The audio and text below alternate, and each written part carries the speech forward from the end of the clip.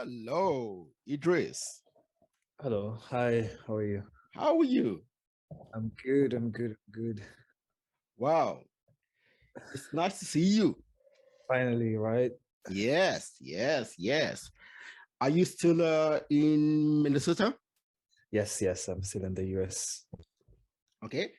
Are you when are you going back to California? Oh, no, no, no. I'm here. I'm based here now because my Oh, okay. partner. Yeah, yeah, yeah. Okay. Oh, you finished with Berkeley's. Yeah, Oh, yes, with yes. school. I did Okay. graduate. Yes, I did graduate early last year. Yeah. Okay. Okay. Okay. Wow. It's nice to see you. And Thank you. it's nice well, I wouldn't say it was nice to read your what happened to you, but Yes. in a Yeah. way, in a Yeah. way, it's Mm-hmm. nice. Okay, if you know what I Uh-huh. mean. As a young man, Like, yeah. uh, having an experience that can Yeah. enlighten many others like you. Mm-hmm. Okay, Mm-hmm. Mm-hmm. it's every experience is good as long Mm-hmm. as it doesn't cost someone's life. Okay, True. that's good. True. That's good. True. So, Idris, let's start this way. Mm-hmm. Introduce yourself to my audience and tell them what you Mm-hmm. do, and then let's go from there. Thank you. So my name is Idris Muktar Ibrahim. I am a journalist. I am a filmmaker, originally from Kenya, and I'm half Ethiopian, half Kenyan. Okay. My mother is from Ethiopia, and have family.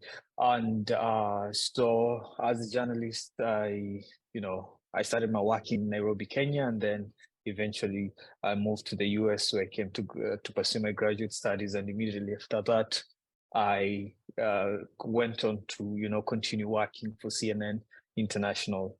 Yes. Okay. Okay. So you got into CNN doing your what I read in the article, your dream job, and Mhm. then Mhm. what happened?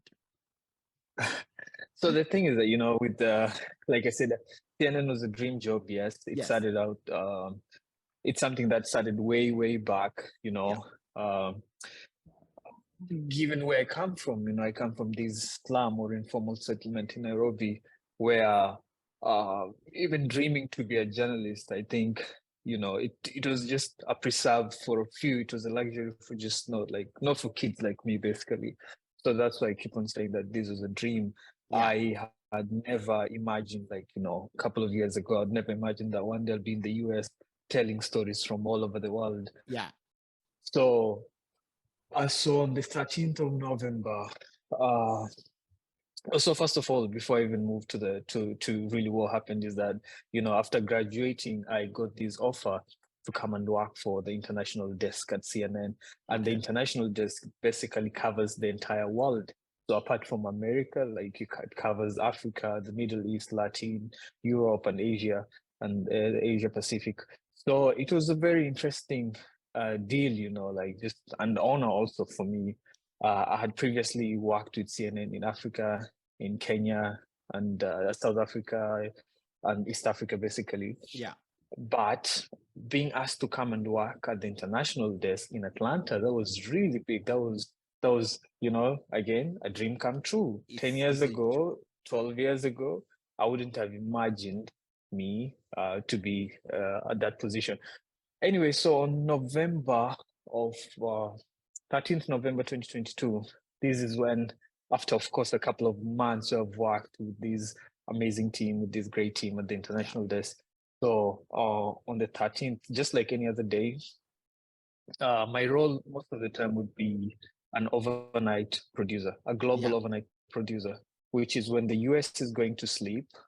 I and like other people in Hong Kong or Australia will be in charge Okay. and of global stories. So in the Middle East, in Israel in particular, there was the elections, Yeah. and Benjamin Netanyahu had just been asked to form government. So my supervisor asked me to contribute to manage the the region, Yeah. and also work with the correspondent, the reporter who's there. And so I contributed to a report which had already been written, basically. Yeah. So I had a small role in this story, which was out, and then it was sent out, published, and then the next day I'm waking up to all these notifications on Twitter, messages, emails, everywhere. So, I woke up looking at it and I see all these, CNN, and there was a whole article actually. CNN producer professes, support for Hamas group in, the Palestinian group, and pro-Hitler. And I was like, what? What is this? I was shocked, like pro-Hitler. And in today's world, you mentioned the name Hitler, it's like it's a taboo,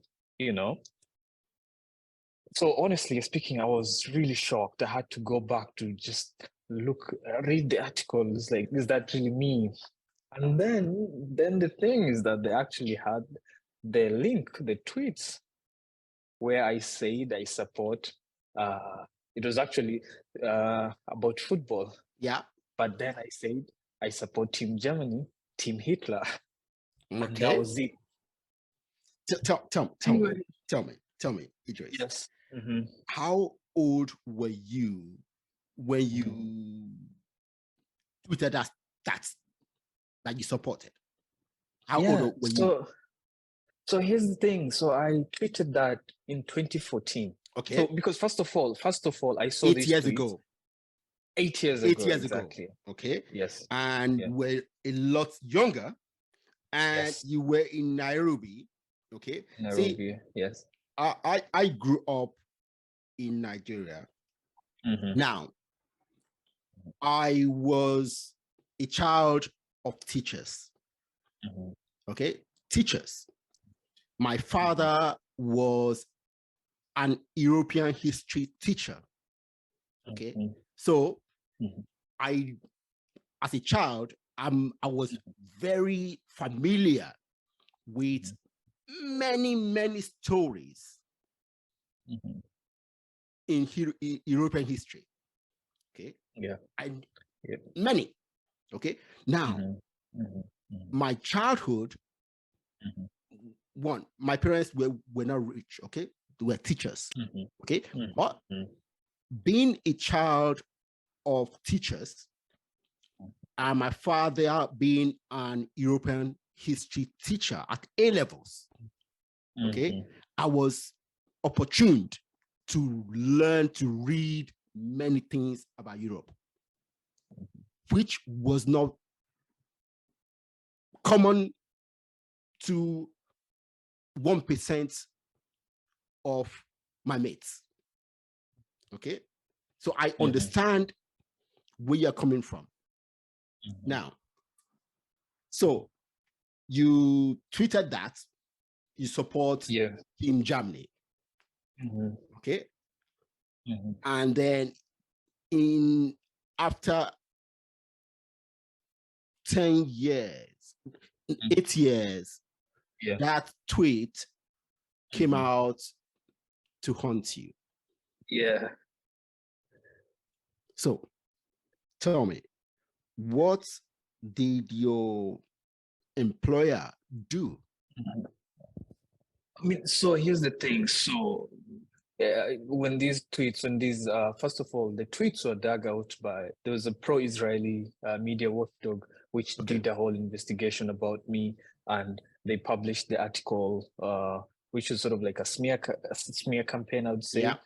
And then because they never reached out to me to ask me about all these. Yeah. But so I immediately addressed the issue to my supervisor, the person I worked with the previous day, who at that point had just dismissed it. It's like, that's Twitter, don't worry about it. But what he didn't know was that this was beyond him.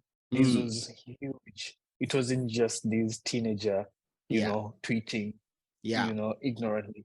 No, this is a different world and the thing is that my supervisor wasn't very active on Twitter as well, so he wouldn't know. Just like I'm not very active in Twitter myself. Okay. See, so but the thing is that this group, and they trolled me. They trolled me. They caused there was a social media uproar. There was a campaign to get me either resigned, get me resigned, or to get me fired. So they pressured CNN, basically they pressured CNN to act. They called CNN and told them, like, you have a reporter who's done this, a producer who's done this. What are you gonna say? What's your comment? So of course CNN obliged to the pressure, and so they did. I was asked by the HR from New York. They asked me, like, so how could you explain this? And I told them, I gave them the context, which really is what really matters a lot, But unfortunately, because of the pressure and everything, so eventually the big person at CNN called me and said, unfortunately, we have to let you go because of what's going on. Yes.